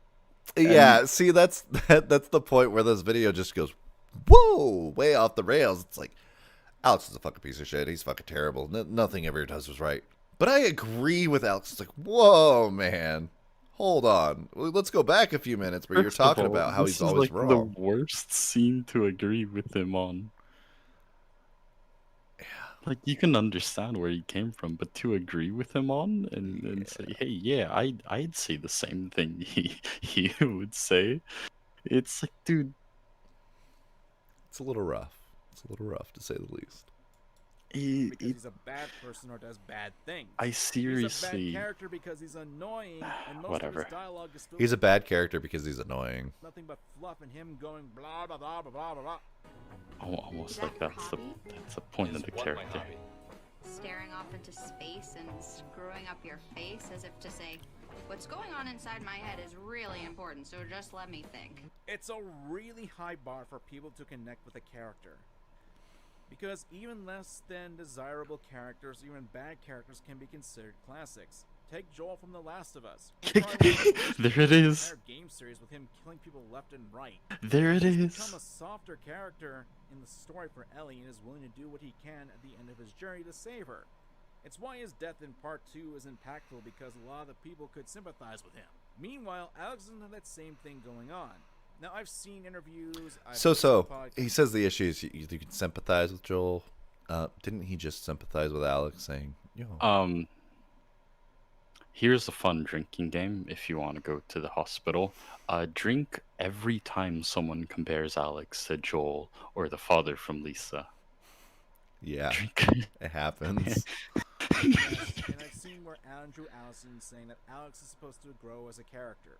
But most of his growth comes at the very end of the game. And by then, most players probably don't care if Alex becomes a better person because it's all He doesn't become a better person. So I guess all I can say is, Well, he does. Shut the up. He does if you just don't play YIIK again. That while I have been harsh in this video, I still have respect for Axe Studios and Andrew Allison. Look, I don't like their product. Yeah, but at least they he still put a product out clearly there, showed which is his more than I can respect say by about a lot of animating Andrew as a developers. South Park At least their character. game works, and while there are some rough corners here and there, it's not a huge mess.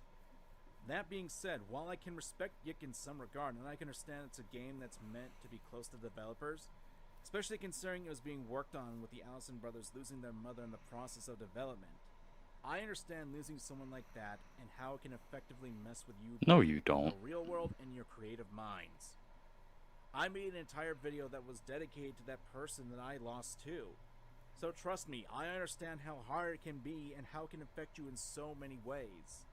But as a critic, I all don't can do take is back be what I honest with said. my thoughts and emotions and how I react to the product that Act Studios put out. Not the one they are making right now, but the one they initially put out. It's been out for almost 2 years at this point, and with that content update, it may be a bit of a long shot to fix all the issues that I and many others have put out there in the public. I do hope that YIIK does improve, and I hope that if ACT makes new games, that these will be good games that are well received. I will admit that most of the criticisms that YIIK received were blown way out of proportion, that they were made way too big. There is potential. I can even see it in YIIK. You know, It just took a I agree. A lot of the criticisms, even in this video, are well out of proportion. Word turned to the abyss for me. But hey, that's just me. What are your guys' thoughts? Let me know in the comments down below. Yeah, my thoughts are I'm gonna be very, very frank here. If you again, these are my thoughts. This isn't representative of Hellcry or Andrew or literally anyone else involved with YIIK. MangaKamen, you are Alex. You are a facetious piece of shit who you did exactly what he tried to do in the game, where he goes, oh, well, it wasn't that bad. I do respect the game, to try to earn some favor from people who actually like the game. You disrespected everyone involved with the game. You animated Andrew as a caricature of a South Park character and took 15 seconds, a 15-second clip from like 30-40 minutes he was on the Dick Show podcast, and used that as the basis for like 5 jokes you made. You repeatedly not only took things out of context, or we didn't watch the full gameplay thing, but you were like, what seemed to me like anyone who's ever played any RPG ever will tell you that's not how you play an RPG. You are a horrible, horrible person. And honestly, you should really, really reevaluate your decisions in life and your personality, and just go on a deep introspective dive and better yourself as a person. Because I'm going to do the same thing you did. You have a lot of talent. Okay, I respect you a lot as a person who was able to make a 42-minute video bashing on something and taking things out of context. You're still talented. You draw well. You can be funny. You can understand stuff if you're not being facetious or just trying to be funny. But trying to say, hey, I understand what they went through because, hey, I also lost someone, right after you just spent however long, again, making the dude who lost his mother literally a caricature of a South Park character. No, you don't understand. You're a piece of shit. You're a fucking asshole. Yeah, I wouldn't go that far. I would say that, like, yeah, you kind of seem to get some things about the story, but you seem to kind of not understand what it's trying to tell you. Like, it's trying to explain to you why acting like Alex is a bad idea, and you kind of miss that. And like, I I guess I appreciate that you're trying to be all nice at the end, but it doesn't change the fact that you kind of misrepresented a lot of things for 42 minutes, mostly filled with back-to-back jokes. And I get, like, it's a YouTube video, you're trying to entertain your audience, all that fun stuff, and you have a format that you probably stick to, but you contradicted yourself a lot. You would one scene say something and be like, hey, this is really bad, and then the next scene show the thing that you're supposed to take from it, and, like, actually,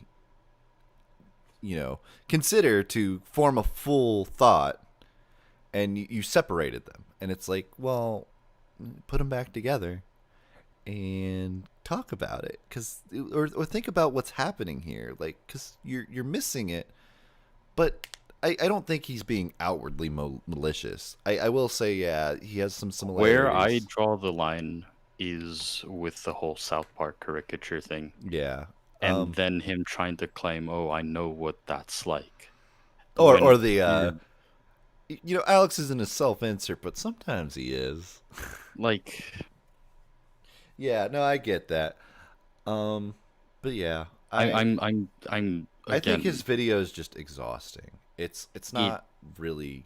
It doesn't really seem to say anything meaningful because he contradicts himself so often, and so it's just exhausting to watch because you're surrounded by these jokes constantly, and this misrepresentation of stuff, and it's like, well, okay, this is dreadful, this is boring, I'm just getting fluff. This is 42 minutes of fluff that you complained about. I'll speaking from a calmer position. I feel that there is I'm gonna be generous here and say a lot of this video and a lot of the stuff you did was purely for entertainment factor and purely for the haha funny YouTube video potential, and assume you aren't like this in real life.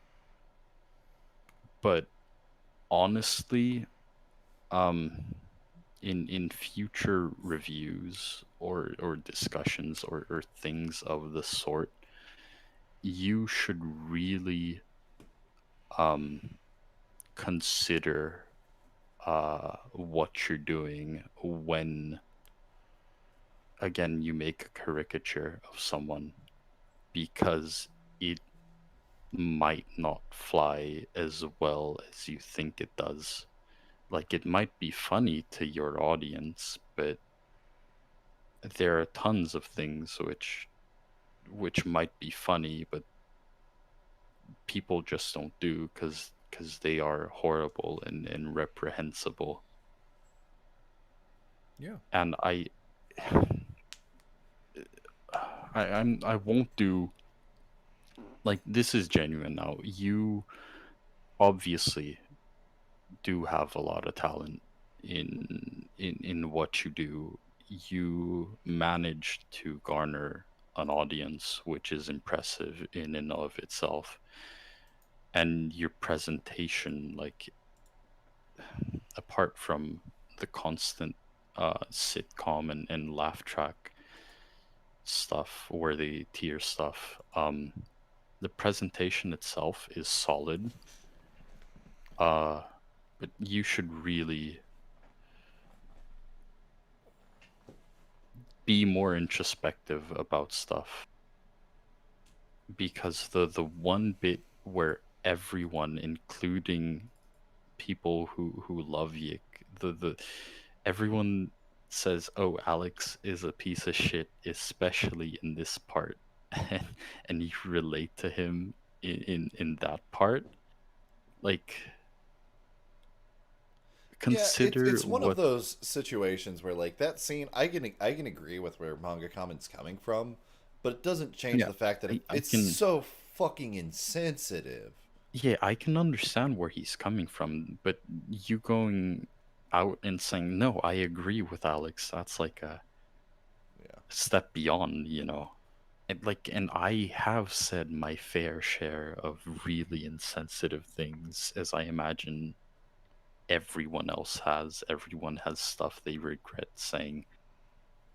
And you should really, without, yeah, fuck it, I'm not gonna go Yeah. full, yeah. We're not psychiatrists for this yeah. guy, you know. We're just talking about how he doesn't understand YIIK. Try harder, basically. Honestly, That's because not too bad. yeah, just try harder to make a less groan worthy and painful to watch video. All right. Well,